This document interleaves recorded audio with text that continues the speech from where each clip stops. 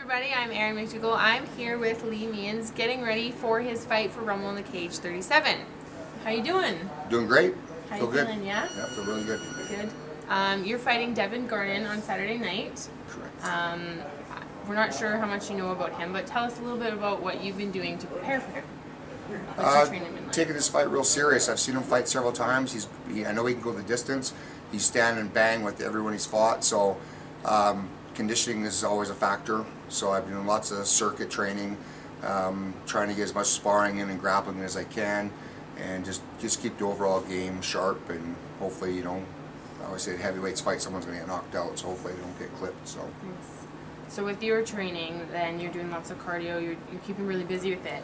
Yeah. And on top of that, you're still managing the guys also fighting on the same show that night. So you've got, I think, 4 other guys on the show that night? Yes. So you're training yourself, you're managing, you're coaching, you're being a mentor. You've got all the other things playing into it. How does that affect your training?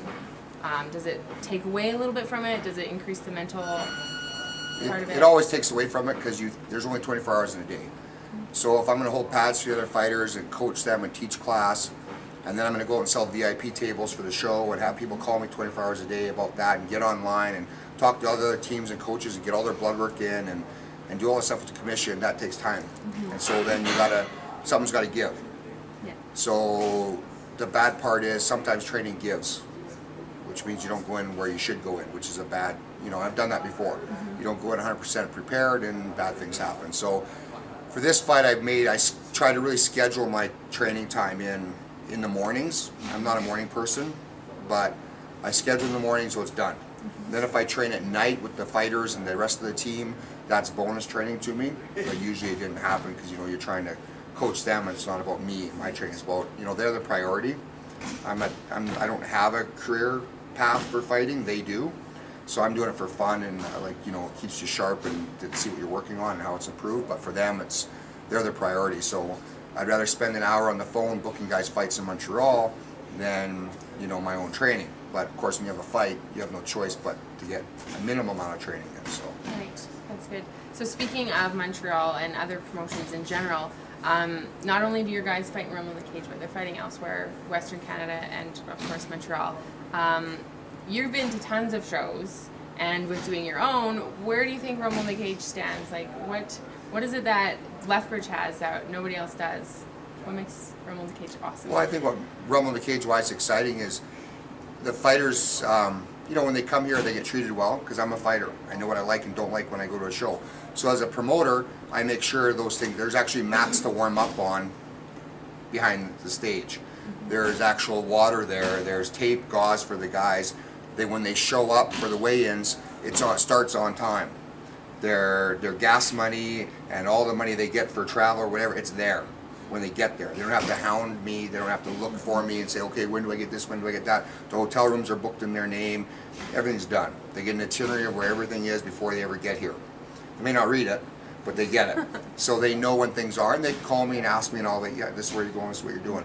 Because I've been to so many shows all across the country and all over the world, and you get there and no one knows where you're going. There's no organization. The weigh-ins are supposed to start at 6 o'clock, they don't start till 6:30. Well, guys are cutting weight, they don't like that. Mm-hmm. And then the commissions are hard to work with, where Lethbridge Commission is phenomenal to work with. So it makes it easy to put on a good show. We start on time. So fighters know at 7:30 fights are starting, so they're warmed up accordingly. They know the fights go bang, bang, bang. There's no big pauses between fights to try and drag it out. So they know when they're warming up, they're in a rhythm.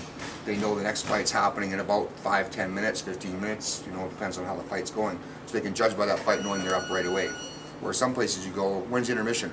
Well, it might be here and it might be there, and we haven't decided yet. Mm-hmm. Well, try warming up 5 fighters and pacing them for not warming up too much or not enough, and it's a nightmare. Yeah. And from a fan's perspective, I've been to, as you know, quite a few events, and I always prefer Rumble in the Cage just because of the atmosphere. We've got awesome fans in Lethbridge. Yeah, the fans in Lethbridge are very educated. We've been doing shows since 2000. This is Rumble 37. So they know the ground game, they know the stand-up, they know what's exciting. They're really educated. They appreciate the effort the guys are putting in, win or lose. That's why hometown guys like fighting here, because even if they lose at home, they get support. Mm-hmm. And that's a really good thing. And Lethbridge fighters are a little bit crazy, they like to fight, and that's a good thing. They like to chew on tires and spit nails, right? So that makes for exciting fights when they come here, and the guys, any out of town fighters come to fight our guys, they know they're getting a fight. Win or lose, they're in a scrap, and they knew it. And that's why our guys are busy all across the country. They know we show up, our medicals are there, we show up on time, we're on weight, and everything's good to go. Well said. So what's next for Rumble in the Cage then? Next, after this show this weekend, we're going to Calgary, January 23rd at Flame Central. We'll be doing a show there, and then hopefully expand to a few other markets and keep, the shows in Lethbridge as well. And we're working on some TV deals, and just keep expanding, get the word out there, and let everyone see what kind of great show this is. Awesome. Yeah. So everybody come out Saturday night. Lee's going to be banging it out against Devin and all your other favorite Lethbridge fighters as well. So come support the guys. They're going to be great. Thank you, Lee. Thank you.